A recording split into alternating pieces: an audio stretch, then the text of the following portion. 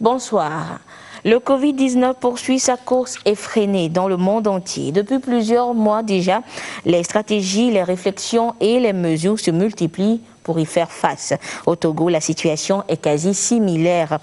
Que faire face à la courbe de contamination ascendante? Nous en parlons ce soir avec nos invités. Et nous avons sur ce plateau la ministre des Infrastructures et des Transports, Madame Zoueratou Tchakondo Kassa Traoré.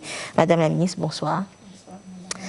Nous avons le professeur Majesté Ouatiba Iou, il est infectiologue, doyen de la faculté de médecine à l'université de Lomé, responsable du centre de prise en charge des malades du Covid-19 au CHR Lomé commune et chef de service de traitement des maladies infectieuses au CHU Sylvanus Olympio. Professeur Iou, bonsoir. Bonsoir. Et nous avons également professeur Mireille Prince-David, elle est bactériologue et virologue. Professeur Prince-David, bonsoir. Bonsoir. Alors, professeur Iou, nous allons commencer, comme tous les vendredis maintenant, avec le point de la situation à ce jour du vendredi. À ce jour, nous avons un total de 145 cas, 85 guéris, 50 sujets actifs, c'est-à-dire qui sont malades, qui ne sont pas encore déclarés guéris, qui sont en traitement, et 10 décès. Donc, c'est la situation aujourd'hui. Okay. Évidemment, nous avons aussi des sujets contacts qui sont toujours en suivi. Donc voilà en gros la situation à ce jour. Alors, professeur Iou, ça veut dire qu'on a un nouveau décès? Malheureusement, oui. Alors, dites-nous, le Togo, finalement, va se dire que ça va crescendo, ça augmente toujours les contaminations. Alors, ce chiffre est-il encourageant, finalement? Non. Bon, nous allons répondre avec le professeur David qui va compléter. Donc, c'est vrai que quand on voit un peu l'allure de l'épidémie, de la pandémie sur le plan mondial, il y a des pays qui progressent plus vite. La progression au Togo n'est pas très rapide, mais elle est quand même assez soutenue puisqu'on a chaque jour un peu plus de cas. Nous avons franchi la barre des 100 cas. Et ce qui veut dire que le mal continue un peu. Mais la bonne nouvelle aussi, c'est qu'il y a parallèlement beaucoup de gens qui guérissent. C'est ce qui fait que quand on entend 145, c'est beaucoup. Mais en réalité, ce ne sont pas 145 malades qui sont hospitalisés. Nous avons à ce jour 50 personnes qui sont hospitalisées et se réparties sur toute l'étendue du territoire. Ce qui veut dire quand même que c'est beaucoup, mais il y a, c'est assez tenable. Donc, certainement, professeur David a un élément à ajouter par rapport à cela. Professeur David, donc, on ne doit pas trop s'alarmer, on va dire. Je ne sais pas si on doit dire qu'on doit s'alarmer parce qu'on est devant une maladie nouvelle. Et comme toute maladie nouvelle, il faut se préparer pour gagner la guerre.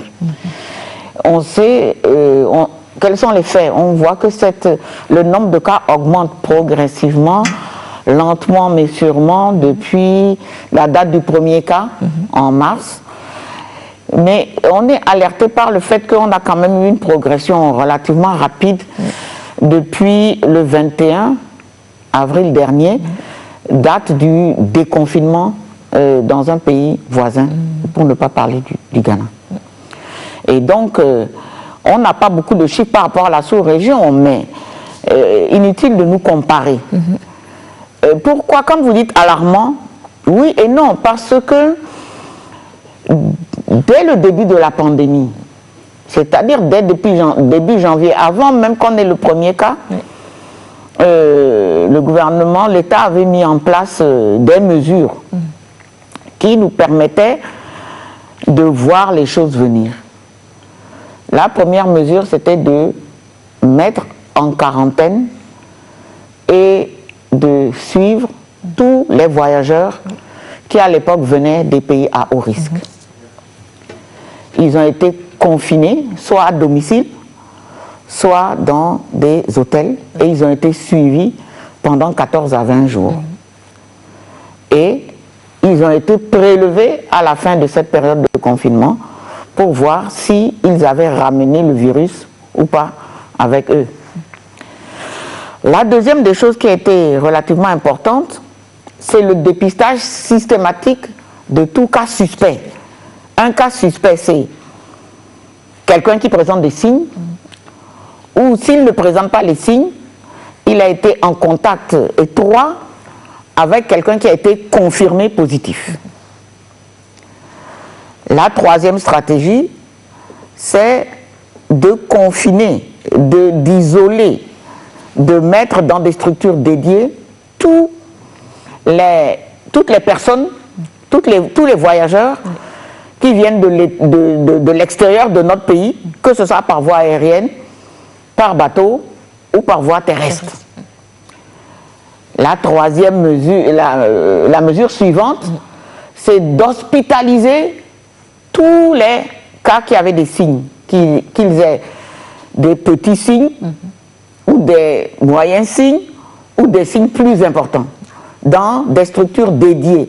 Et on sait qu'à Lomé, c'est le CHR, c'est le centre hospitalier dit de Kégué. Oui.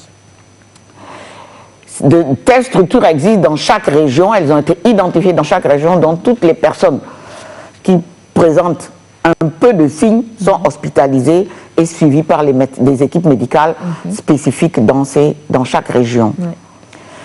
Enfin, l'autre mesure phare, c'était de retirer de la population tous ceux qui ont un test positif, asymptomatique, et de les mettre dans des structures où ils ont un suivi médical. On les suit tous les jours, pendant une quinzaine de jours, voire 21 jours.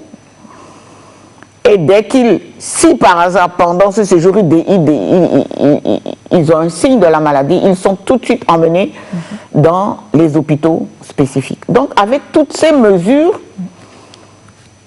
enfin, dans les autres mesures, il y a eu de restreindre un peu la circulation de la population, avec le couvre-feu, avec la limitation des déplacements interrégionaux. Et donc, toutes ces mesures, peut-être, probablement, ont permis de contenir un peu la chose. On le saura à la fin de cette histoire. D'accord. Alors, professeur David, parlons justement de la situation de ces cas. On a remarqué également qu'on a également, disons, un fort taux de personnes qui guérissent également. Alors, qu'est-ce qui explique cela? Est-ce que ça veut dire que le Togo arrive à guérir ces malades du Covid-19? On sait, dans cette nouvelle maladie, que la majorité des personnes qui sont attaquées par ce virus ne font pas de maladie. On les appelle les asymptomatiques. C'est à peu près 80% des personnes qui sont infectées. C'est ce qui est décrit dans le monde entier. Pour ceux qui font la maladie, il y en a qui font des signes dits mineurs, des petits signes. Il y en a qui d'emblée font des grands signes. Mais tout ce que l'on sait, c'est que si vous êtes infecté par le Covid-19, mais que vous aviez une autre maladie avant, c'est ce qu'on appelle en médecine le terrain. Et on a pu décrire les diabétiques, les asthmatiques, les hypertendus, les obèses, et j'en passe parce qu'on découvre ça tous les jours, hein. Ce n'était pas écrit dans des livres avant. S'il y avait une maladie avant, le Covid, l'arrivée du virus fait que ces personnes-là ont un grand risque de faire les formes graves qui les mettent en danger de mort. C'est ce que l'on a observé. Et donc, on n'a pas dit qu'ils ne guérissent pas. On n'a pas dit qu'ils meurent tous. Mais si on oublie de prendre en charge la maladie sous-jacente, alors la guérison est plus difficile. Et peut-être je vais demander à professeur Iyou s'il veut compléter. Oui. Alors, professeur Iyou, qu'est-ce qui explique, disons, ce taux de guérison, on va dire, des malades du Covid-19 au Togo? Oui, il faut dire aussi que la population togolaise est jeune. Et dans nos statistiques, quasiment les 75 voire 80% des patients ont moins de 35 ans. Et entre 35 et 50 ans, ils sont à peu près 10-12%. Et on a eu quelques cas qui avaient au-delà de 60 ans. Et l'extrême était de 82 ans. Donc cette jeunesse fait que quand on est jeune, on n'est pas jeune que de l'extérieur. On est jeune aussi de l'intérieur. Donc on se défend beaucoup mieux face à la maladie. Et ces résultats aussi sont à mettre à l'actif du personnel soignant. Parce que nous avions eu quand même des cas graves. Tous les cas graves ne sont pas morts. Il y en a quand même qui ont nécessité de grosses réanimations, notamment à les mettre sous oxygène et sous respirateur s'il le faut. Et ces réanimations ont permis de sauver quand même beaucoup de gens. Et on a eu aussi à introduire d'autres. En réalité, c'est toute la médecine qui est exercée. On ne soigne pas un patient, on ne soigne pas le Covid-19, mais on soigne le patient atteint de Covid-19. Ça veut dire que quand vous arrivez, que vous avez un diabète, on s'attaque d'abord prioritairement à votre diabète. Si vous avez une maladie qui a été diagnostiquée au cours de votre hospitalisation, on la traite. Et pour permettre vraiment ce bon résultat, la prise en charge est gratuite en tout. Ça veut dire que si vous avez besoin d'un produit contre l'asthme et qu'on a découvert, l'État l'offre gratuitement. Ceci dans l'optique vraiment d'améliorer le taux de guérison. Donc, c'est vraiment la prise en charge totale et globale du patient qui permet d'obtenir... il y a des cas où nous les avons récupérés grâce à des traitements qui n'avaient rien à voir avec ce virus. C'est des traitements anticoagulants qu'on a dû mettre et ça a marché. Nous réalisons systématiquement les bilans chez les personnes. Au début, ce n'était pas ça, mais aujourd'hui, les patients bénéficient de bilans, de radiographie, d'électrocardiogramme quand il le faut, pour dire que c'est vraiment la prise en charge totale qui est aussi à mettre à l'actif de cela. Et puis, il faut aussi dire que c'est aussi le fait que nous ayons les médicaments.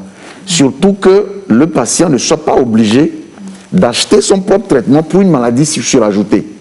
Parce que tout le monde n'a pas les moyens. Et quand les gens arrivent avec des moyens, avec des gens qui n'ont pas les moyens, et qu'il y a cette solidarité de l'État qui permet de les soigner sans tenir compte de leur niveau de vie, je crois que c'est aussi un élément qui apporte des résultats probants. Et enfin, il y a aussi le cadre. De plus en plus, le cadre s'améliore. Et parce que pourquoi je dis ça, on a eu un patient transféré de Sokodé en détresse respiratoire. À son arrivée, il désaturait. Ça veut dire quoi? Quand je respire, normalement, je n'ai pas de maladie pulmonaire. Quand on mesure le taux d'oxygène que j'ai dans le sang, je dois être autour de 98 à 100%.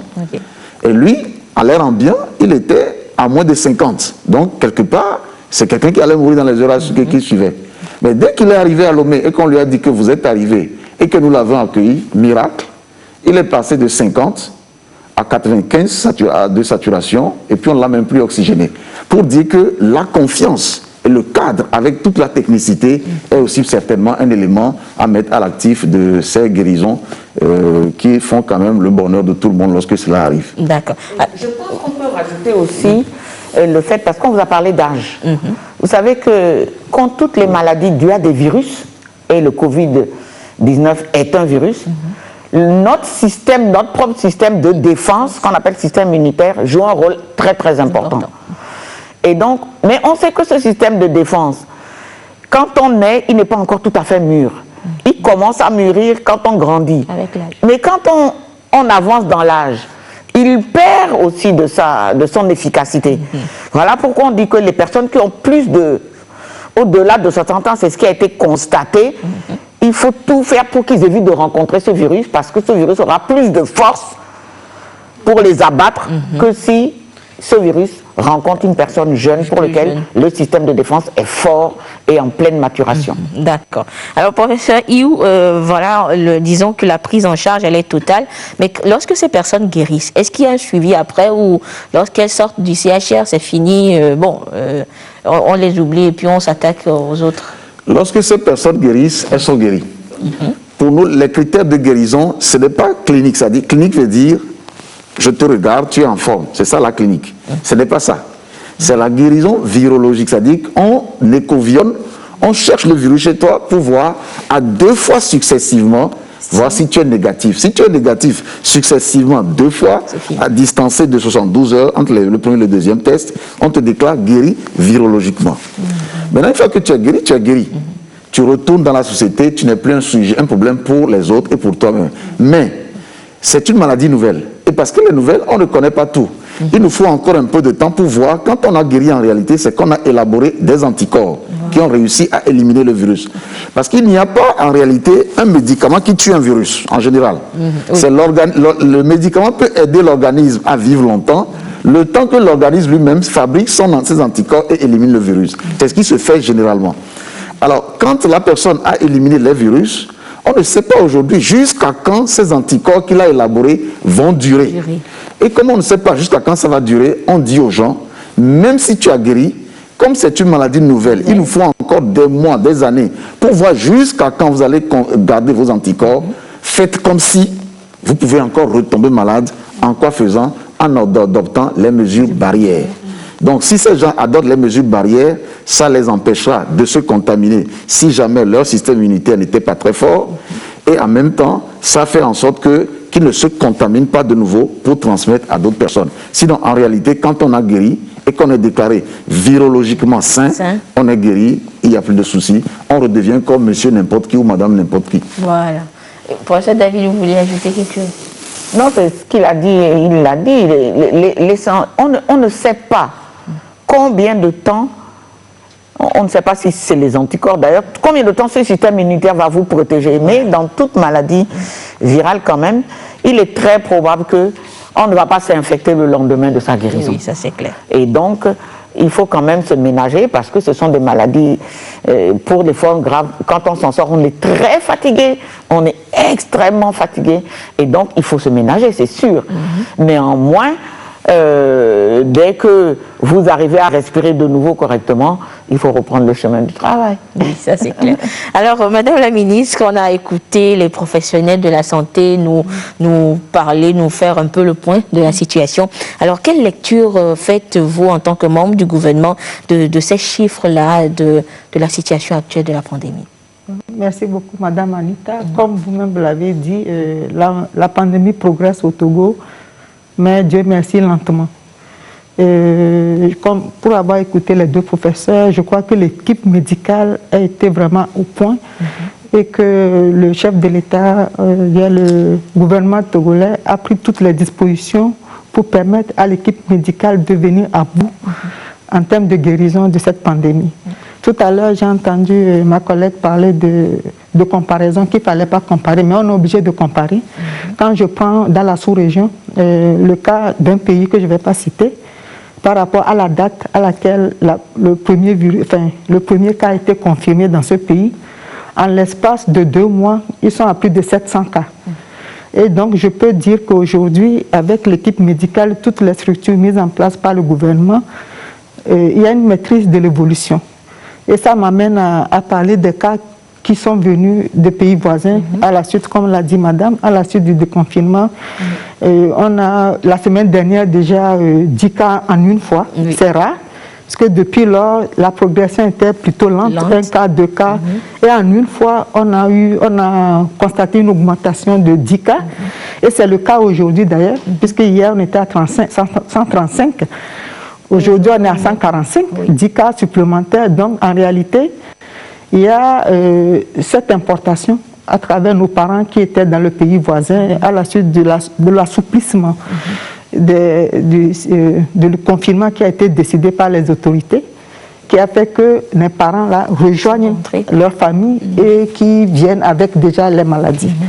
Donc, je pense que l'équipe médicale est au point et nous avions la chance d'avoir des professeurs vraiment talentueux qui viennent à bout de cette pandémie. Quand nous constatons que déjà il y a 85 cas guéris, c'est qu'ils ont mis un protocole en place pour pouvoir venir à bout de cette pandémie. D'accord. Merci Madame la Ministre. Nous reviendrons tout à l'heure pour parler des mesures prises par le gouvernement dans le secteur des infrastructures, justement pour lutter contre le Covid-19. Et professeur Iou, c'est vrai qu'aujourd'hui on est à 145 cas, on nous a dit.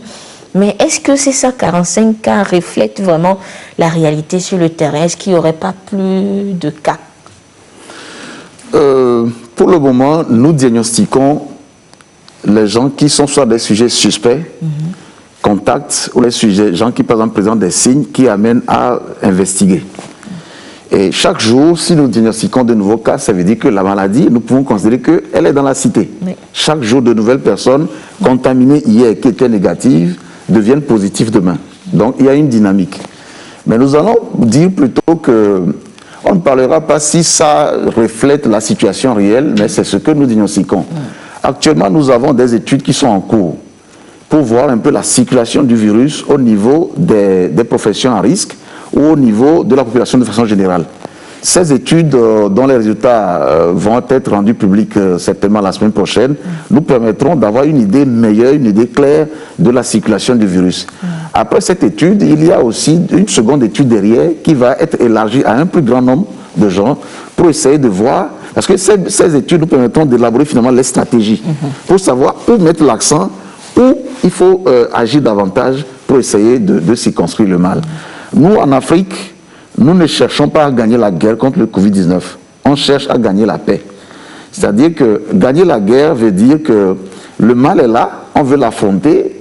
Il n'est pas question de l'affronter. Il est question de voir qu'est-ce qu'on peut faire en amont pour éviter que cela se généralise. Ouais. C'est un peu la stratégie que nous mettons en place, et c'est cette stratégie qui est déclinée sous la forme des surveillances que nous faisons et des études qui nous permettront demain de voir de façon générale comment le virus circule, pour voir est-ce que là où nous avions mis l'accent et qui nous donne les résultats d'aujourd'hui, est-ce qu'il faut plutôt mettre l'accent ailleurs. Cette stratégie demain va être déterminée par rapport aux résultats de ces études qui sont en cours. D'accord. Et professeur David, vous voulez ajouter quelque chose? Je pense qu'il faut reconnaître qu'en toutefois que les équipes qui réalisent la surveillance épidémiologique dans notre pays travaillent énormément.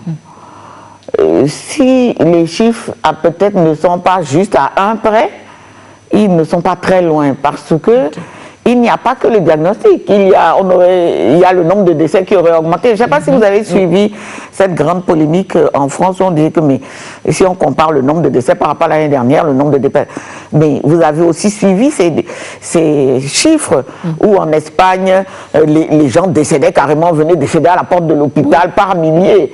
Et donc je ne pense pas qu'avec la surveillance épidémiologique qui est mise en œuvre, avec la grande sensibilisation des populations, il faut savoir que dans les régions, dans les quartiers, la sensibilisation est telle que on a dit, si vous avez quelqu'un qui n'a pas l'habitude d'être dans le village, s'il vient, il faut alerter. Les gens font aussi attention, on a donné les signes, tout ce que vous faites, vous les médias sur la sensibilisation et tout ça, les gens sont conscients et les gens regardent ce qui se passe. Et donc, ces observations du commun du mortel, plus les observations, les résultats des enquêtes qui sont en cours, vont nous permettre de croire qu'on n'est pas très loin de vrais chiffres. Mais c'est surtout, ça va nous permettre d'affiner la stratégie. Et c'est ça qui est important. D'accord. Oui, madame la ministre. Je voulais ajouter que j'ai eu connaissance du fait qu'on a multiplié les tests. Aujourd'hui, je crois qu'il y a environ 10 000 tests qui ont été réalisés sur toute l'étendue du territoire. C'est aussi un élément qui permet de détecter des cas positifs. Et je pense que cette multiplication, nous-mêmes au niveau de notre département, nous avons reçu cet après-midi un courrier où une équipe médicale passerait de façon inopinée pour tester un certain nombre de personnes pour voir au cas où. Je crois que la multiplication de ces tests-là permet également d'identifier des cas actifs qui s'ajoutent aux chiffres que nous avions aujourd'hui. D'accord. Et alors, professeur, est-ce que cela veut dire que le Togo a déjà opté ou bien opte pour un dépistage massif? Nous avons des enquêtes qui sont en cours. Ces enquêtes vont nous permettre d'évoluer par palier. Aujourd'hui, il y a une enquête, je dirais, sentinelle, qui permet de voir déjà dans quelle poche la chose brûle, le feu brûle mieux, plus. Et après cela, il y aura une deuxième enquête qui sera plus élargie, et c'est ça dont madame la ministre a parlé, une enquête plus élargie à plusieurs milliers de gens, où on va mieux cerner encore la chose.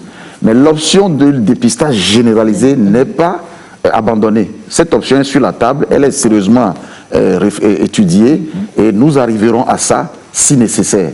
Ça veut dire que pour le moment, nous allons au rythme de la maladie et avec une option d'aller au-delà, vraiment de screener largement, à très grande échelle, pour voir à quel niveau vraiment nous sommes sur le plan de la valeur absolue des gens infectés. Donc toutes les options sur la table, c'est des programmes qui sont faits de façon progressive et déclinée par rapport donc à la situation épidémiologique aujourd'hui. Et donc le dépistage généralisé est prévu, et ça va se faire lorsque vraiment la nécessité sera en devers nous. D'accord.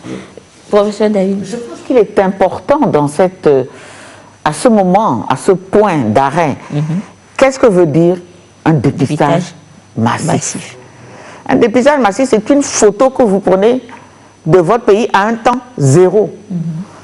Ça ne veut pas dire que cette photo ressemblera à celle de hier, encore moins à celle de demain. Et donc, quand on parle de dépistage massif, il faut que la population soit très sensibilisée. Parce que si j'ai mon résultat dans le cadre d'un dépistage massif, que je dis que je suis négatif, très bien, je vais me promener sans le masque, je vais faire ce que je veux, je me trompe. Parce que je peux être dépisté aujourd'hui, là, négatif, mais si demain, j'enlève le masque, je me mets dans des situations volontairement en danger, je vais l'attraper. Si je suis positif, si je ne fais pas attention, je ne sais pas que j'étais diabétique, je vais faire la forme grave. Et donc, il est très important, quels que soient les résultats de cette enquête, elle est faite pour savoir comment nous allons organiser désormais la lutte. Mais au plan individuel, ça ne change rien sur les mesures barrières. Les mesures barrières, il faut les prendre, parce que sur le plan individuel, ce n'est pas dans mon intérêt, moi, d'être contaminé et de risquer de faire une faute grave et de compliquer, avec beaucoup de personnes contaminées, de compliquer la vie aux équipes médicales et de faire, comme on a vu dans certains pays, où les structures médicales étaient totalement débordées. Oui. Alors, professeur David, est-ce que maintenant, le dépistage volontaire, lui, peut se faire? C'est la même chose. Est-ce que le dépistage volontaire a un sens? Actuellement, là, nous gardons nos forces pour un dépistage qui est organisé. Parce que nous devons pouvoir prendre des décisions collectives. Et nous, quand je dis nous, le corps médical a besoin de savoir à quoi s'attendre, comment s'organiser pour ne pas être débordé. Le dépistage individuel n'a pas tellement de sens en période d'épidémie. Il pourra avoir un sens peut-être quand ça sera calmé, mais pour l'instant, ça n'a pas de sens. Parce que comme je vous l'ai dit, si on me dépiste aujourd'hui que je suis négatif, si je jette le masque, demain, je peux être positif. Si je rencontre même avec un masque, quelqu'un qui tousse, qui éternue, je risque d'être contaminé. Donc, est-ce que l'intérêt, c'est cela? Ce n'est pas la même chose pour d'autres maladies. Dans le VIH-Sida, oui, le dépistage individuel fait que je n'aurai plus de relations sexuelles, il n'y a pas de problème. Mais là, je respire. Je parle, les autres me parlent. C'est à cause de la voie de contamination que de la voie de transmission que c'est difficile. D'accord. Merci beaucoup, professeur David. Alors, Madame la ministre, je reviens à vous. Disons, pour circonscrire le mal, le gouvernement a pris un certain nombre de mesures pour venir à bout du virus. Et dans le secteur des infrastructures, des transports, justement, des mesures ont été prises. Et le gouvernement a donc prévu la réhabilitation et l'aménagement de sites de prise en charge des personnes affectées au coronavirus. Et à ce jour, quel est l'état d'avancement des travaux?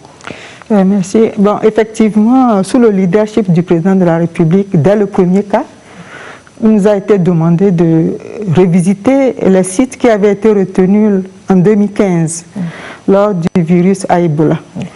Et donc, de renforcer ces sites. Effectivement, bon, c'était depuis 2015, des travaux ont été réalisés. Comme on n'a pas eu de cas à Ebola à l'époque, ces sites n'ont pas été utilisés. Et donc, très rapidement, nous avions, en relation avec les acteurs du ministère de la Santé, essayé d'identifier, et les élus locaux, identifier les sites à Neho, à Dalavé, à Tchévier, à Palimé, à Takwame, à Ngochin, à Sokodé, à Sarakawa, à Mango, puis à Dapaon. Puisque le président de la République nous a dit d'en faire davantage sur la base des 6, finalement nous avions 9 au total, qu'il nous a été demandé de réhabiliter, d'ouvrir les voies d'accès, et puis de créer des plateformes en vue de montage des hôpitaux mobiles. Ce qui a été fait, donc sur chaque site, il a retenu au moins 1,5 hectare, et il a été réalisé 6 plateformes de 300 mètres carrés, 10 sur 30, en vue non seulement d'accueillir le personnel soignant, l'administration et les lits d'hôpitaux. Et parallèlement, à la suite de la réquisition du CHR Lomé commune pour le cas du Grand Lomé, il a été demandé au ministère de la Santé aussi de réhabiliter les centres médico-sociaux établis sur toute l'étendue du territoire. Donc, c'est les deux choses qu'on a menées parallèlement. Bon, les centres sont réhabilités, mais vu l'évolution de la pandémie, à la fin des travaux de plateforme pour ériger les tentes en vue d'accueillir les personnes infectées, il nous a demandé très rapidement d'ériger plutôt des bâtiments en bonne et due forme, modernes. Des bâtiments modernes parce que ça ne va pas s'arrêter seulement au Covid-19, puisque c'est aussi l'occasion de renforcer les structures sanitaires du pays. Et donc, il nous a instruit carrément de construire un bâtiment en bonne et due forme avec tous les éléments qui doivent rentrer en compte en termes de buanderie, d'incinération, de guérites pour la sécurité, clôturés et tout. C'est des bâtiments qui vont être dallés. Et donc, nous sommes en train de revisiter la situation et voir avec les entreprises qui ont été réquisitionnées à l'époque pour créer les plateformes, faire le montage et les contrats pour pouvoir signer et démarrer les travaux très très rapidement. Le ministre des Finances a été saisi à cet effet et donc il y a une procédure d'urgence qui a été mise en place pour pouvoir venir à bout dans les meilleurs délais de ces infrastructures sur toute l'étendue du territoire. D'accord. Alors, professeur Iou, vous êtes en charge du CHR Lomé Commune, on va dire, dans la prise en charge des malades du Covid, mais disons qu'une telle initiative ne peut que vous réjouir. Ça veut dire que d'autres centres pourront ouvrir leurs portes pour la prise en charge des malades. Absolument. Je pense que c'est une très bonne chose, une bonne initiative du gouvernement et évidemment du chef de l'État de rénover, de réhabiliter les hôpitaux. Et c'est venu avec Covid-19, mais nous sommes convaincus, c'est notre souhait, que cette initiative se poursuive. Nous, médecins, qu'est-ce que nous voulons de plus? C'est avoir des centres bien équipés pour soigner nous-mêmes et nos populations. Et je crois qu'aujourd'hui, c'est une vision qui est bien partagée de tout le monde et de gros efforts sont faits. On encourage vraiment que ces efforts soient soutenus et continuent pour le grand bonheur de nos populations. Au moins pour une fois, c'est une affection où il est difficile d'être évacué. Donc je crois que tout le monde a compris aujourd'hui qu'il vaut mieux mettre les moyens dans nos pays et faire confiance aussi aux ressources humaines de nos pays pour essayer de voir comment on peut mettre en place des structures de soins au bénéfice de nos populations. Et parlons toujours justement des structures de soins. Dites-nous, professeur, comment se déroule, disons, la vie ou le quotidien au CHR Lomé Commune? Disons que le CHR Lomé Commune est un hôpital aujourd'hui qui fonctionne comme tous les autres hôpitaux. C'est-à-dire qu'il y a une administration déjà sur le plan organisationnel, il y a un directeur, il y a un responsable administratif, il y a un responsable de soins que je suis, et il y a les autres personnes qui interviennent, donc des médecins, des infirmiers. Donc c'est l'organisation classique. Maintenant, la différence c'est que c'est un centre dédié à la prise en charge d'une infection qui n'est pas aussi simple que ça. Donc on travaille en respectant surtout les normes sécuritaires. Et ça, c'est vraiment à la lettre, c'est vraiment rigoureux, tellement rigoureux que on ne s'amuse pas à enfreindre les règles. Et c'est ce qui fait que depuis 2 mois que nous sommes dans cette prise en charge, heureusement, personne encore de l'équipe ne s'est infecté. Ce qui n'est pas le cas ailleurs. Ça veut dire qu'il y a vraiment des circuits qui sont tracés, vraiment rigoureux, qu'il faut respecter, et ça fonctionne bien. Donc aujourd'hui, la psychose qui avait animé dans le personnel au début n'est plus, puisqu'on sait que quand on est bien protégé, je l'avais dit, et ça fait objet de polémique, nous sommes bien protégés au CHR, ça c'est la réalité. Aujourd'hui, le grand souci pour nous, c'est que cette protection soit étendue aux autres structures. Voilà. Parce que cette structure, je vous dis, s'il n'y a qu'une boîte de gants, on va donner au CHR. Mais pas évident pour les autres. Et je pense qu'il faut maintenant que cette stratégie, qui a déjà commencé d'ailleurs, bénéficie aussi aux autres structures, parce qu'à la fin, nous faisons le même travail. C'est eux qui diagnostiquent des cas et ils nous les envoient. Donc nous sommes vraiment dans la même riposte, seulement chacun fait le travail à un degré différent. Donc par rapport à ça, je crois que le moral il est bon, l'ambiance est très bonne. Et nous avons aujourd'hui d'autres expatriés, les Cubains qui sont avec nous. On apprend d'eux, ils aussi apprennent de nous. Et je crois que de façon générale, l'ambiance est intéressante. Je peux vous dire que c'est quand nous quittons le CHR pour rentrer parfois à la maison qu'on est inquiet. Ah oui, qu'on est inquiet parce qu'on a su organiser un cadre qui nous met quand même en sécurité. Donc on viendra plus vous voir au CHR, professeur Yves. Pourquoi pas? Vous serez les bienvenus. Et c'est vrai que nous voyons souvent des reportages à la télé qui nous montrent des délégations qui font des visites au CHR.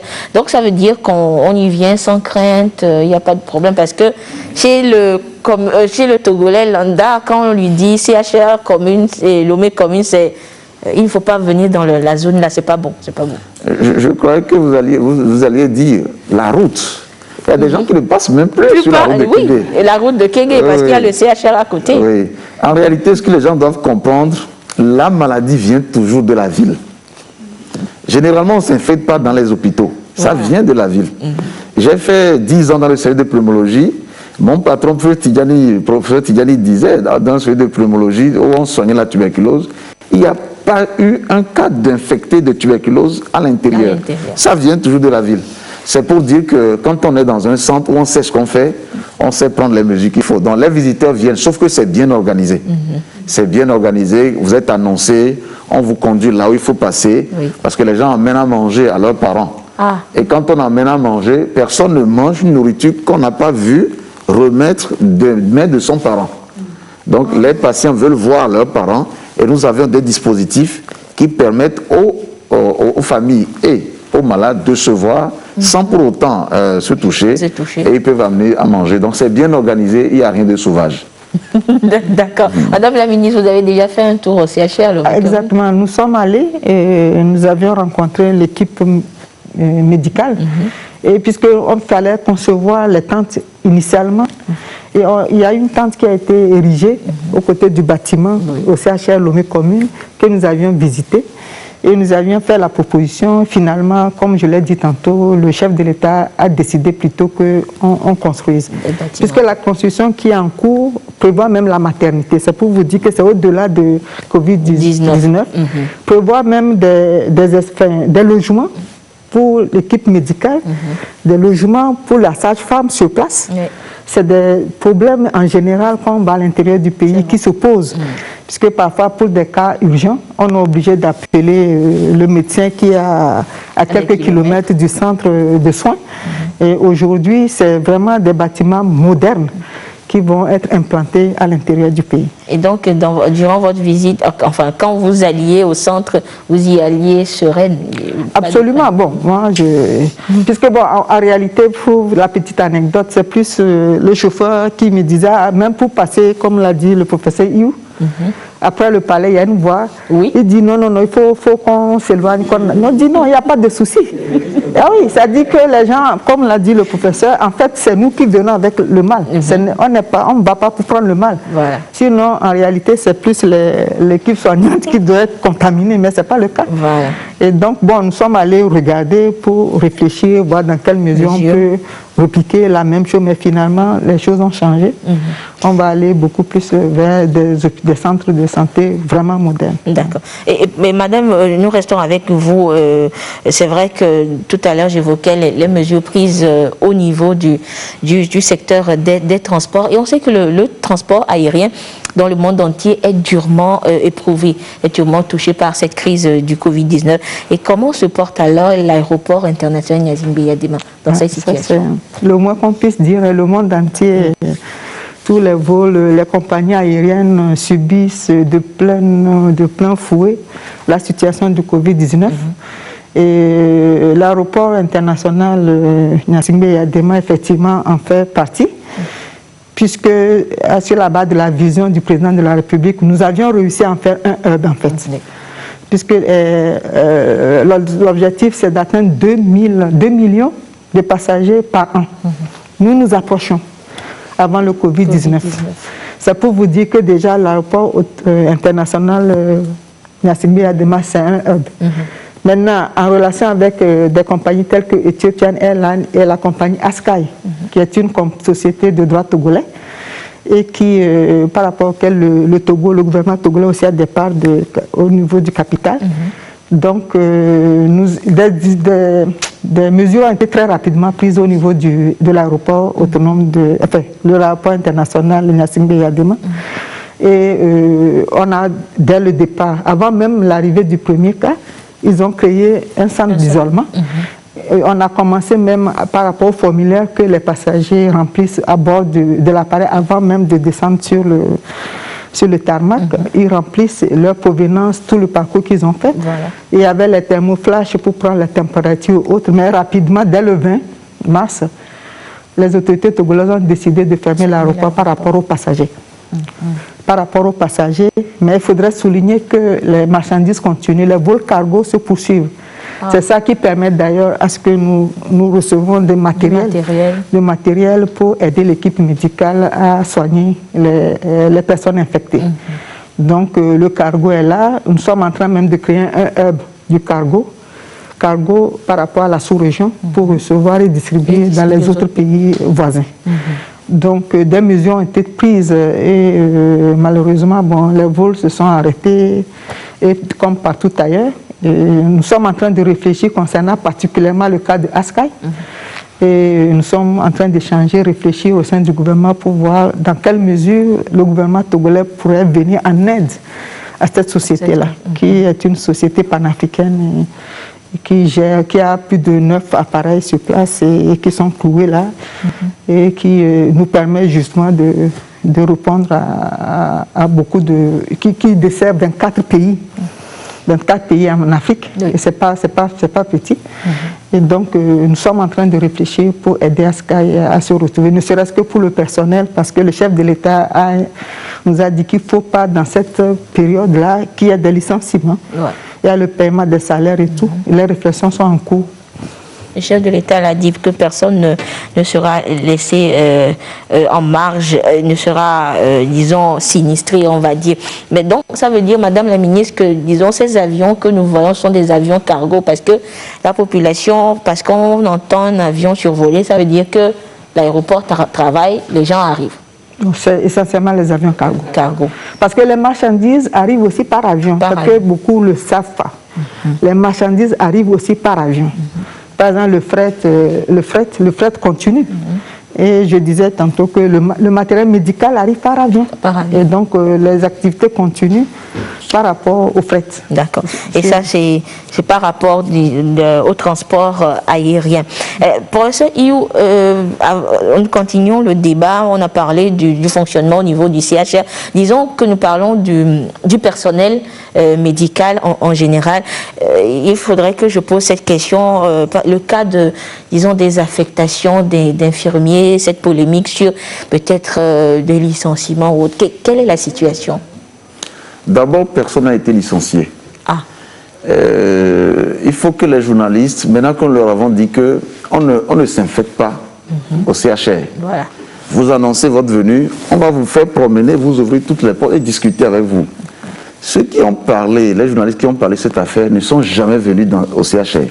Ils ne connaissent même pas le CHR. Et c'est eux qui commentent ce qu'ils ne savent pas. Personne n'a été licencié. Il y a eu donc un groupe d'infirmiers qui réclamaient des primes que pour le moment on ne pouvait pas leur donner. Et on s'est rendu compte aussi que beaucoup de gens dans certaines circonstances transforment en revendication leur peur. Ils transforment en revendication leur peur pour justifier le fait qu'ils ne puissent pas travailler dans ce cadre. Or, dans ce cadre où il y a quand même un risque de contamination, il faut être à 100%. Oui. Quand vous n'êtes pas à 100% dans votre tête et que vous êtes souvent versé dans d'autres considérations qu'on ne comprend pas, il vaut mieux dans cette situation qu'on vous sorte de ce cadre et qu'on vous reverse ailleurs. C'est ce qui a été fait. Donc, au début, ce qu'on n'avait pas fait et qu'on a dû faire après, c'était de demander, c'était de partir sur l'esprit du volontariat. Moi, j'ai été volontaire, personne ne m'a appelé. C'est ma spécialité, je voyais mal comment une maladie infectieuse arrive dans mon pays et que j'allais me cacher. Je peux vous dire que mes parents qui m'ont mis au monde, ils n'ont jamais accepté quand je me suis levé pour dire je vais aider. Ils n'ont jamais accepté. Et ma mère a maigri. Elle a maigri, j'ai eu pitié d'elle. Elle vous voyait partir à l'abattoir. C'est la réalité. Alors du coup, c'était des volontaires. Quand nous avions déménagé l'hôpital du CHU Campus au CHR, nous étions partis avec une équipe qui était des volontaires. Maintenant qu'on veut organiser un système avec une possibilité d'une riposte élargie, vraiment qui puisse couvrir le pays, on s'est dit, on commence par former d'abord le personnel du CHR. et mettre en place des équipes, 12 équipes opérationnelles qu'on pourra détacher partout où besoin sera sur le territoire s'il y a un problème. C'est ce que nous avions fait à Couvon. Donc c'est une des équipes que nous avons dépêchées immédiatement pour aller gérer le problème à Couvon quand ça s'était posé. Donc c'était l'objectif. Mais on s'est rendu compte qu'on avait formé les gens sans avoir leur adhésion en termes de volontaires. Et c'est ça on a compris que ces gens qu'on avait formés, qu'on avait, je peux dire à la limite, obligés à travailler, n'étaient pas réellement volontaires. C'est pour cela qu'à chaque fois, ils mettaient leurs revendications devant. C'est là on s'est dit, maintenant, il faut que ceux qui pensent qu'ils peuvent le faire s'inscrivent.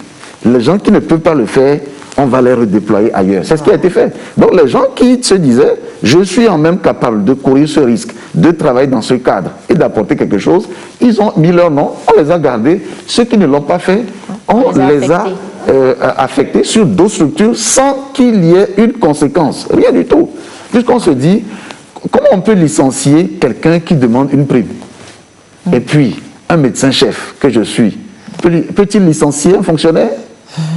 Je me dis quand même que les journalistes ont manqué de profondeur dans l'analyse de ces choses parce que même un ministre ne peut pas licencier quelqu'un comme ça. Il faut qu'il y ait des preuves de faute. Ces gens n'ont commis aucune faute. Aucune faute. Ils réclamaient des choses que nous ne pouvions pas satisfaire. Et comme on s'est dit que c'est peut-être l'extériorisation d'une inquiétude qu'ils présentaient sous forme de plainte, il vaut mieux plutôt aller au volontariat. Et les gens qui sont là aujourd'hui, c'est des gens qui sont volontaires qui ont accepté de faire le travail. Ils n'ont pas demandé une gratification. S'il y en a un jour, c'est autre chose, mais on n'a pas conditionné le travail qu'on fait par rapport à une gratification. C'est ce qui s'est passé. Malheureusement, on a été maltraité, insulté de toutes parts, et pourtant on le faisait dans l'intérêt du pays parce que si vous êtes la première personne à décéder au Togo était un journaliste. Oui. C'est ce que les gens n'ont pas oublié. C'est ce que les gens ont oublié. Si vous arrivez dans une structure de soins aujourd'hui, c'est une période très sensible, et qu'on vous dit que l'hôpital est en grève, ma foi, ça va être difficile. Donc c'est ce qu'on a voulu éviter. On n'a pas voulu qu'il y ait une seule heure d'arrêt de travail.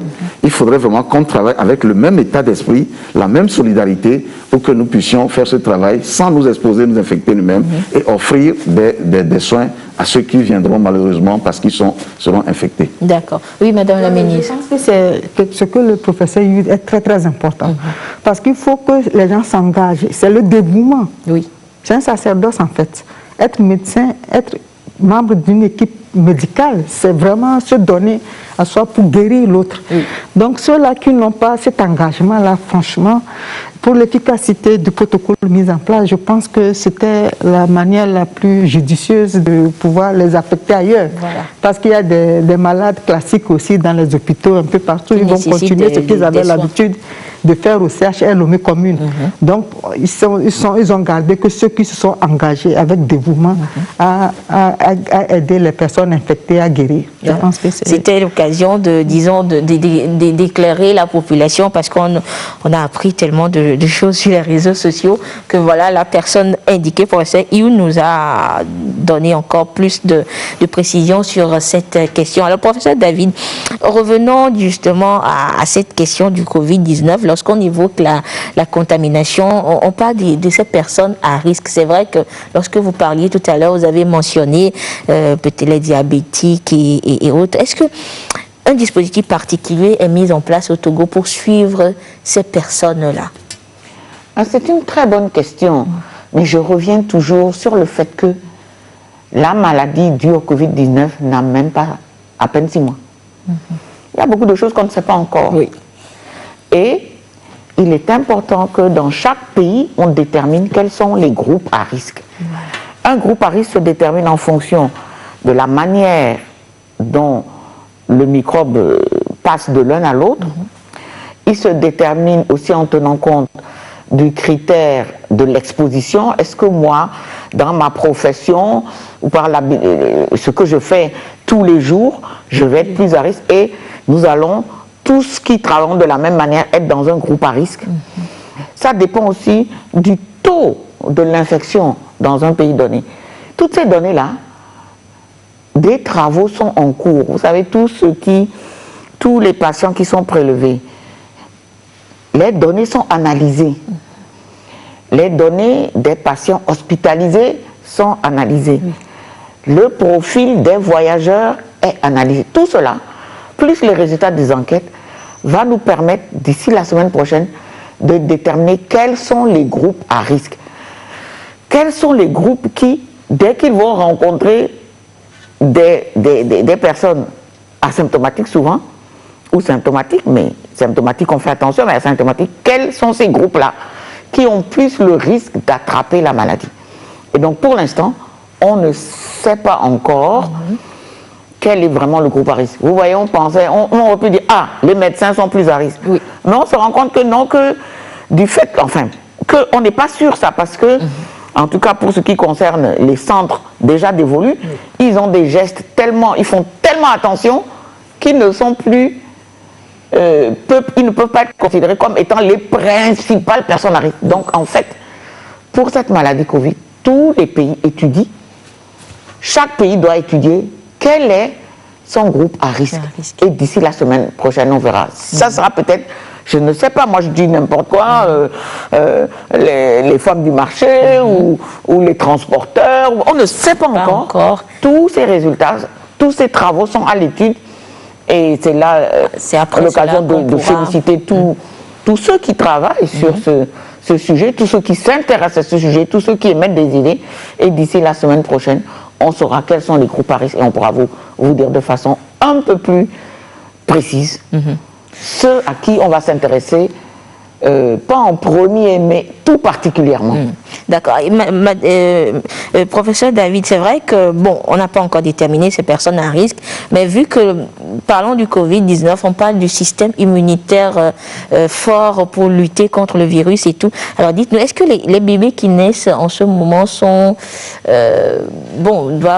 à risque en fait Alors, comme toute maladie infectieuse, toute maladie transmissible, si moi, la mère, j'ai la maladie, la probabilité que mon nouveau-né l'attrape est grande parce que, comme je vous ai dit, le système immunitaire chez le nouveau-né, il est pratiquement au niveau 0. Et donc, il n'a pas été formellement démontré, bien que, parce que si vous suivez les informations, on dit que les enfants, apparemment, n'ont pas attrapent moins ça. Probablement parce que le système de défense est en train de se fabriquer des choses et qu'il est en train de se battre tout le temps. Et c'est vrai, si on regarde la proportion d'enfants malades, de maladies infectieuses par rapport à la proportion d'adultes malades, de personnes âgées malades, c'est pas la même chose. Oui. Mais c'est sûr que si je suis une femme enceinte et que je suis porteuse de virus et que mon bébé est plus petit qu'un autre bébé, la probabilité qu'il l'ait est, et nous avons au Togo effectivement des nouveau-nés qui ont été contaminés. D'accord. Et est-ce qu'il y a un suivi particulier pour ces enfants-là, ou disons des femmes enceintes porteuses du virus tout ça? Alors je vais donner la parole au professeur Rioux parce qu'ils ont une femme enceinte qui est encore hospitalisée et pour les enfants qui ont été contaminés, on a fait venir un pédiatre. Vous savez, en médecine, il y a beaucoup de spécialités et les pédiatres ont fait ce qu'ils avaient à faire. Je vais donner la parole au professeur Rioux. D'accord, professeur Rioux, alors dites-nous un peu plus sur le suivi de la femme enceinte. La bonne nouvelle déjà, c'est que les gens qui sont décédés malheureusement jusqu'à ce jour, excusez-moi de le dire, c'est des gens qui, pour les, disons 80%, c'est des gens qui seraient peut-être morts, même s'ils n'avaient pas le Covid-19. C'est important de le dire. Je ne veux pas, le secret médical nous oblige à ne jamais dire les maladies sous-jacentes. Mais c'est des gens qui étaient arrivés pour la maladie pour laquelle réellement, à notre avis, qui a été vraiment à l'origine de la mort, pour nous, ce n'était pas Covid-19. C'est comme vous êtes vraiment un homme, vous êtes complètement fatigué, il n'y a plus rien à faire, et quelqu'un passe, il vous gifle, vous mourrez, on met la mort sur son compte, mais en réalité, vous étiez déjà un cadavre ambulant. C'était un peu ça, on ne va pas rentrer dans les détails. Seulement pour le nouveau-né, je vais dire seulement que c'est un nouveau-né qui est né avec des multiples malformations. Les malformations ne sont pas que physiques, extérieures, elles sont aussi internes. Ces enfants, c'est des enfants qui ne vivent pas un mois. Donc, par rapport à ça, déjà, il y a un problème. Donc, ça, c'était le cas de cet enfant. C'est important de le dire, au moins pour cet enfant, pour dire qu'il y a des maladies sous-jacentes qui parfois expliquent la rapidité de la suite de la mort chez certaines personnes. Et c'est ce qu'on a constaté aujourd'hui. D'où la nécessité de préserver sa santé. Si vous êtes une personne vivant avec une maladie grave, fuyez Covid-19. Respectez les mesures barrières. Vous avez le diabète, l'hypertension artérielle, l'obésité, les maladies respiratoires chroniques, l'infection à VIH, etc., etc. Fuyez cette affection parce que Covid-19 dans ces organismes faibles, ce n'est pas bon. Alors, pour la femme enceinte, beaucoup de virus, heureusement, Dieu sait faire les choses, ne savent pas franchir la barrière placentaire, c'est-à-dire la barrière entre l'enfant est dans sa loge, l'enfant n'a rien à voir avec sa mère qui le porte, rien du tout. C'est pour cela que vous allez voir un enfant qui a un groupe sanguin qui est différent de celui de sa mère qui le porte. Donc l'enfant est dans sa loge. Et cette loge, généralement, Dieu sait faire les choses, elle est bien protégée, ce qui fait que très difficilement les virus arrivent à passer. Il semble, et ça a été déjà prouvé, que c'est le cas avec Covid-19. Parce que certaines femmes infectées qui ont mis au monde, quand on a pris le sang du cordon ombilical chez l'enfant, on a testé, on n'a pas retrouvé le virus. Donc, ça veut dire que de facto, la femme qui est infectée, a priori, n'infecterait pas son enfant. Maintenant, le risque d'infection existe si elle accouche pendant qu'elle est encore virosécrétante, c'est-à-dire elle a encore le virus qu'elle sécrète. Là, ça devient une contamination de proche en proche. Ce n'est pas qu'elle l'a reçu, il a reçu de in utero, c'est-à-dire par voie verticale, par la naissance, mais ce sera une contamination due au contact.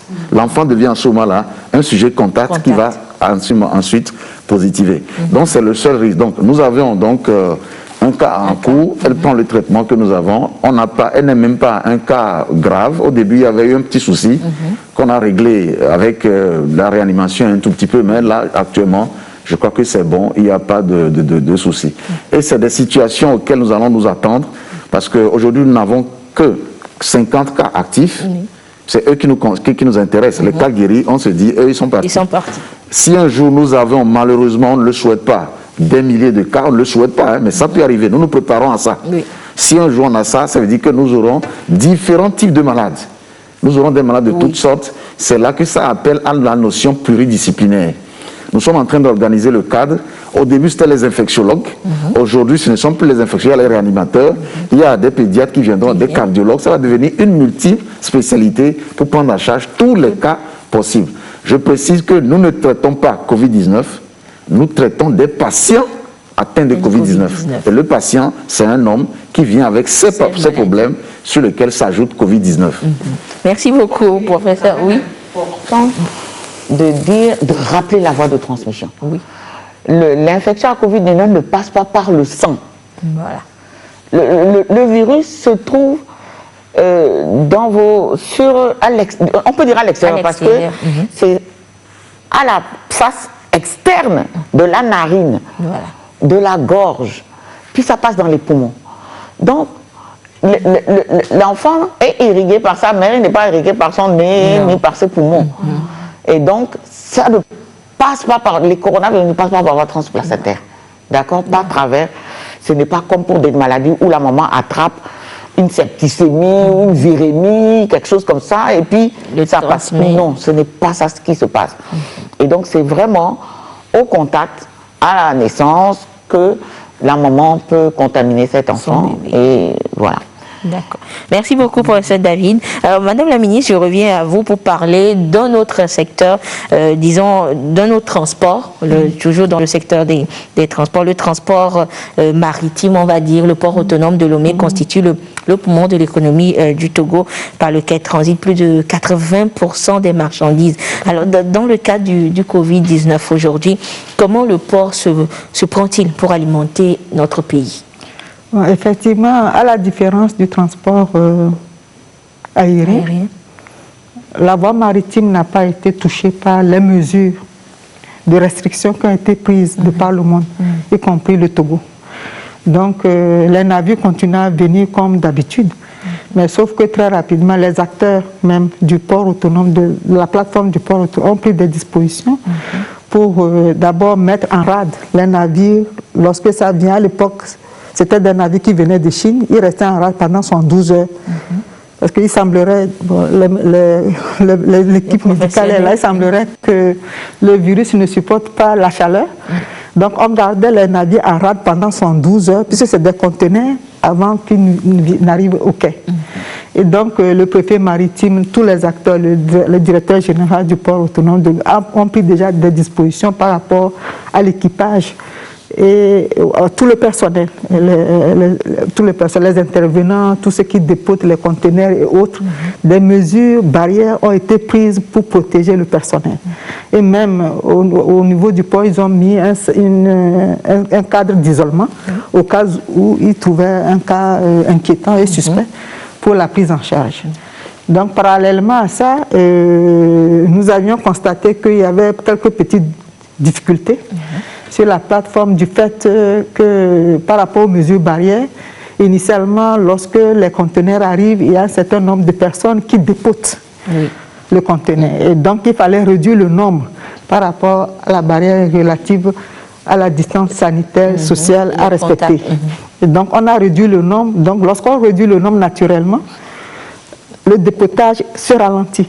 Et donc, les conteneurs s'entassent. Donc, il fallait trouver une solution. Or, il y a au niveau du port autonome de Lomé, il y a 10 jours francs par rapport aux conteneurs qui arrivent, à la différence des pays voisins qui observent 7 jours du fait de la compétitivité de notre session, des éléments qui rentrent dans le cadre de la compétitivité du port autonome de Lomé. C'est 10 jours francs où vous ne payez rien par rapport à la consignation du conteneur et au stationnement du conteneur. Et c'est à partir du 11e jour qu'on commence à vous calculer les charges qu'on appelle les surestaries. Et les choses qu'on commençait par rapport à la lenteur constatée à s'accumuler. Donc il fallait rapidement rendre compte et prendre des dispositions idoines pour aider les opérateurs économiques dans la mesure où les surcharges en fait retombent dans le panier de la ménagère, puisque l'opérateur économique répercute tout ce qu'il engage comme charge dans les prix. Donc, comme du fait que le chef de l'État a décidé de garder les prix intacts pour aider les gens à continuer à se nourrir comme de rien n'était, il fallait rapidement trouver une solution à cette situation. Mais concernant les marchandises, étant donné que la voie aérienne continue, d'abord, les mesures qui ont été prises ne concernaient que le déplacement des personnes qui sont plutôt contagieuses. Donc les marchandises continuent non seulement pour alimenter la consommation du pays, aussi les pays sans littoral, tels que le Burkina Faso, le Mali et le Niger, même la sous-région, jusqu'à un moment donné, du fait de cette vision du président de la République de faire de notre port un port sûr, notre port est devenu le grenier même de l'Afrique de l'Ouest. Il y a beaucoup de bateaux qui viennent séjourner chez nous du fait de la sécurité et la sûreté. Et donc pour le transport maritime, il n'y avait pas particulièrement un problème majeur. Et c'est le lieu aussi de saluer les opérateurs qui sont là, les partenaires surtout, qui gèrent les quais, les différents quais, les terminaux, qui ont rapidement compris les mesures qui ont été prises par le gouvernement togolais et qui l'ont d'ailleurs accompagné. Donc, si vous voulez, bon, je peux m'arrêter là, parce qu'après, il y a eu des dispositions qui ont été récemment prises et qui sont interprétées de part et d'autre. Bon, voilà.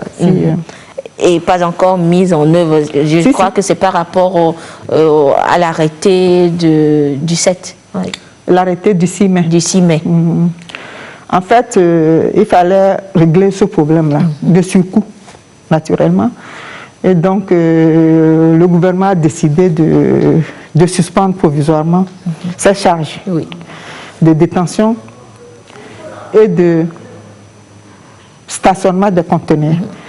Le stationnement des conteneurs, c'est seulement 4 jours francs sur la plateforme. Mais le conteneur débarqué, c'est 10 jours au niveau. Voilà. Et donc, il fallait arrêter ça. Et nous avions, le 6 mai dernier, sur l'insistance du président de la République, un arrêté pour suspendre provisoirement. Et la suspension, l'arrêté indique qu'en réalité, tout ce qui était arrivé avant le 6 mai, et dont les factures ont été émises, les opérateurs doivent s'acquitter de ces factures-là. C'est seulement à compter du 6 mai, que rentrent en vigueur les dispositions de l'arrêté qui vise la suspension provisoire des surestaries. Mais on n'a pas compris que ça comme ça au niveau du port. Ah non, bon, on n'a pas compris. Bon, il y a eu beaucoup d'appels. Hein. Et nous avions... Les gens cherchaient à être remboursés. Ah ouais, oui, les gens cherchaient à être remboursés. Nous, cette émission devait organiser une réunion cet après-midi pour expliquer davantage le contenu, les dispositions de l'arrêté. Il ne s'agit pas de se faire rembourser, ce qu'on a déjà payé. Il ne s'agit pas non plus, par rapport aux factures émises, d'annuler les factures déjà émises. Il s'agit de considérer qu'à compter du 6 mai, les conteneurs qui arrivent n'auront plus à payer ces charges de surestarie, de détention de conteneurs et de stationnement de conteneurs. C'est aussi simple que ça, jusqu'à nouvel ordre.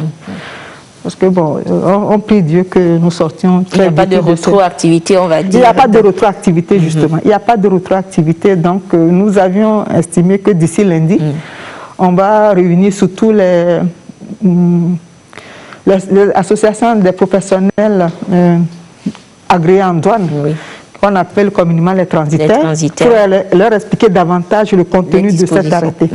Parce que déjà, les opérateurs se plaignent des coups de fil, puisque ce ralentissement aussi a permis, si vous voulez, à ce que nous puissions, avec les institutions financières, avec l'aide du ministre de l'Économie et des Finances, permettre à ce que toutes les institutions financières qui sont établies dans la zone portuaire puissent réajuster leurs horaires d'ouverture pour permettre des paiements. D'abord, il y a les paiements en ligne, mais il y a le paiement au guichet. Comme nous, en Afrique, on aime bien payer de l'espèce. Donc, sinon, la plupart des opérateurs ont déjà mis le système digital, le paiement en ligne. Mais bon, le commun des Togolais préfère vraiment de aller au guichet. Et donc, je pense que déjà, depuis cette semaine, depuis le 5-6, des dispositions ont été prises par les institutions financières qui sont dans la zone portuaire pour réajuster les horaires d'ouverture et de fermeture de leurs guichets. D'accord. Et Madame la ministre, on a parlé du transport aérien, du transport maritime.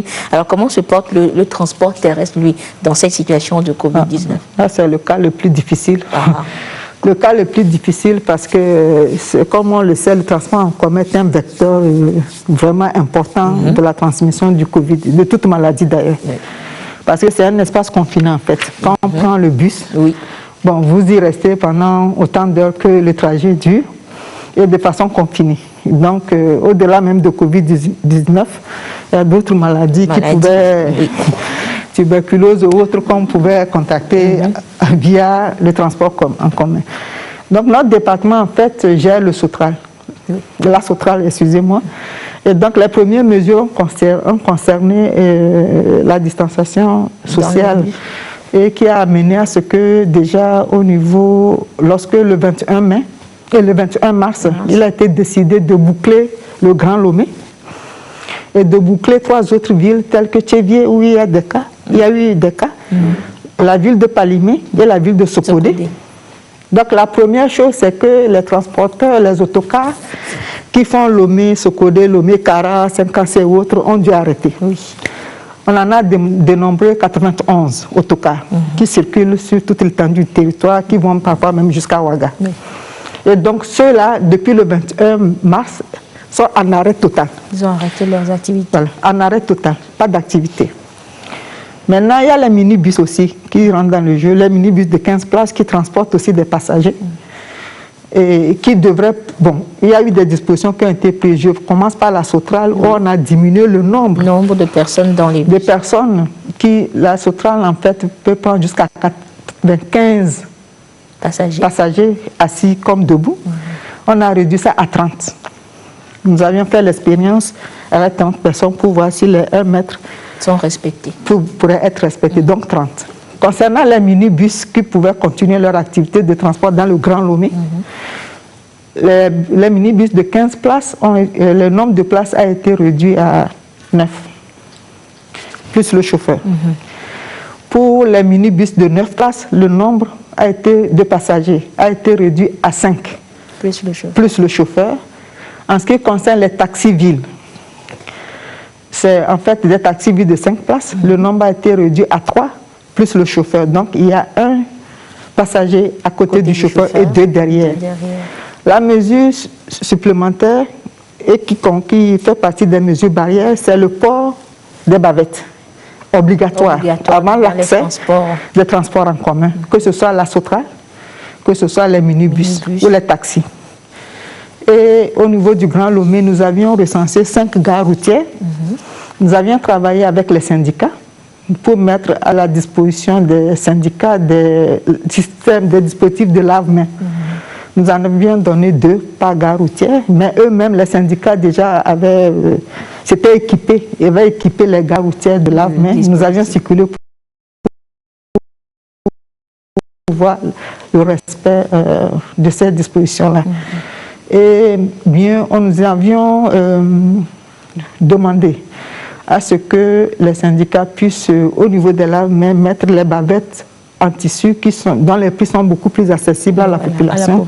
C'est vendu à 100 francs, 200 francs, pour qu'à l'occasion, pour ceux qui n'en avaient pas, à l'occasion de lavage des mains, qu'on puisse en même temps leur vendre les cache-nez.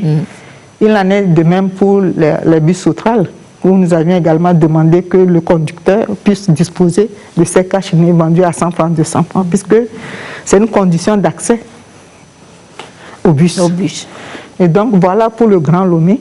Et vous savez également que des dispositions ont été prises pour qu'il n'y ait pas de circulation entre les préfectures.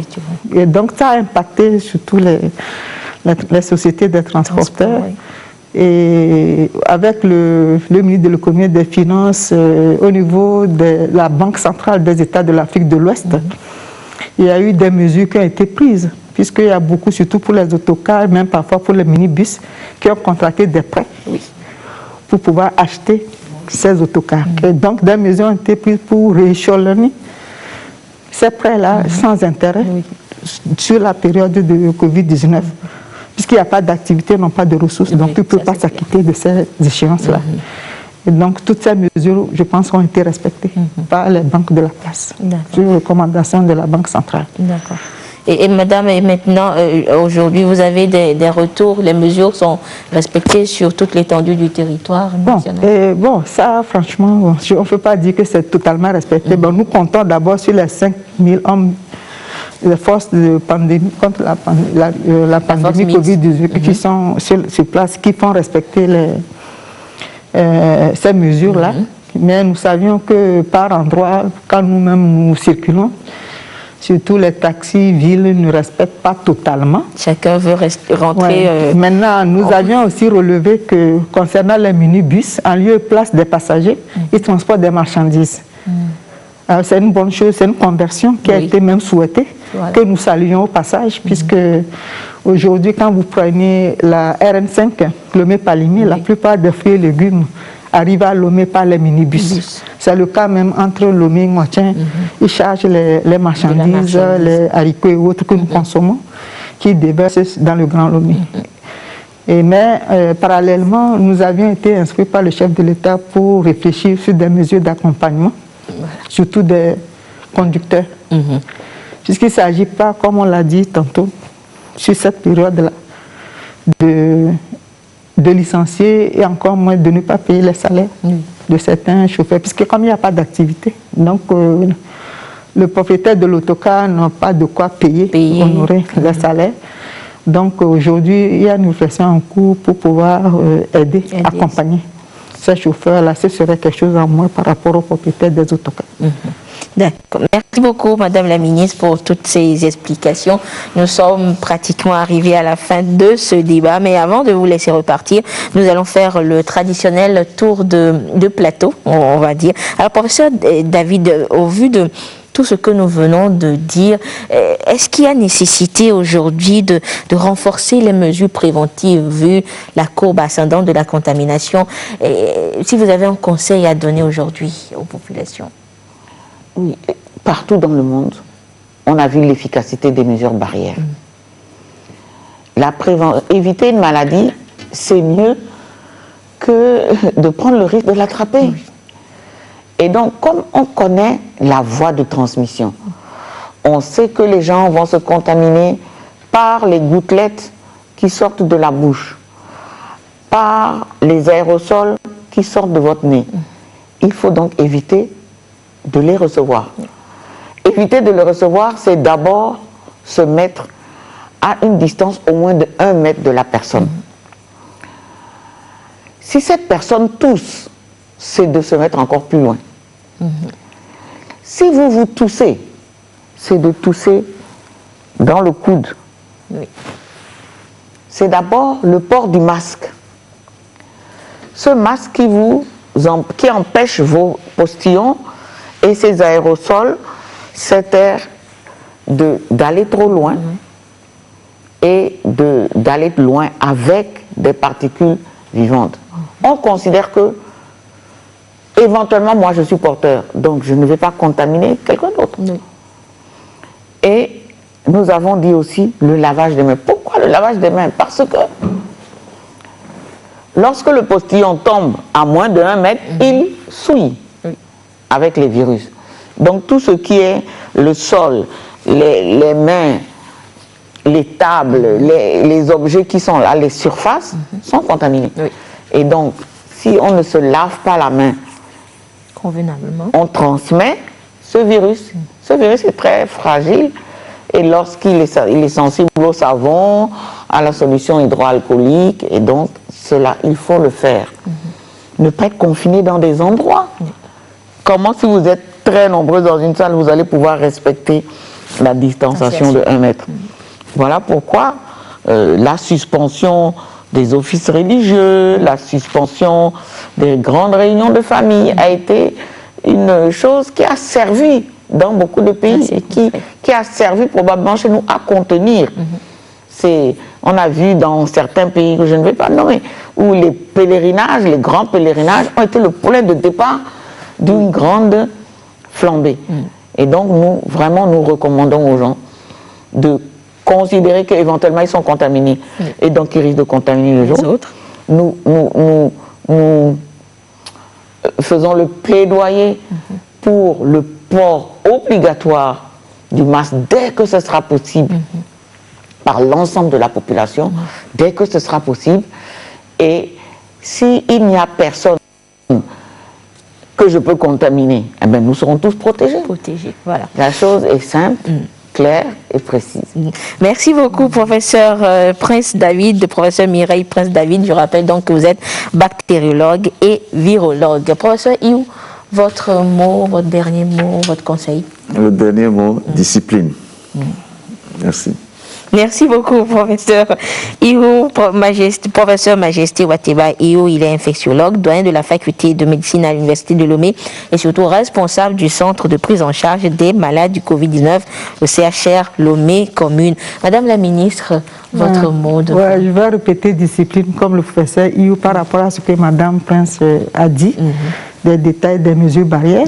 Mais je voudrais rajouter que, puisque vous avez tout à l'heure posé la question en termes de comment nous faisons respecter les mesures,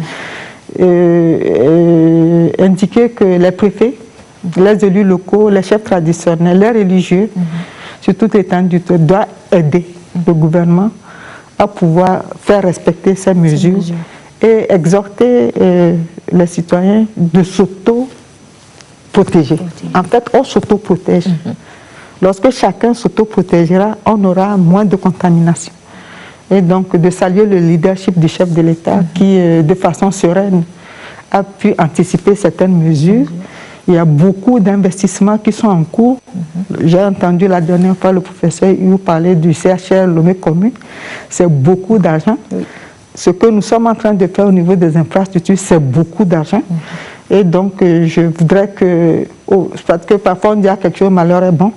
Je pense que c'est l'occasion vraiment de donner les moyens au corps médical de soigner la population togolaise. Et je crois que c'est vraiment mon dernier mot, que chacun puisse se protéger sous la grâce de Dieu. D'accord. Merci beaucoup, Madame la ministre des Infrastructures et des Transports, Madame Zouera Toucha-Kondo Kassa Traoré. Merci, chers invités, d'être passés sur ce plateau de Cœur de la Nation. Merci à vous, téléspectateurs, de nous avoir suivis. Vous l'avez donc compris une fois encore.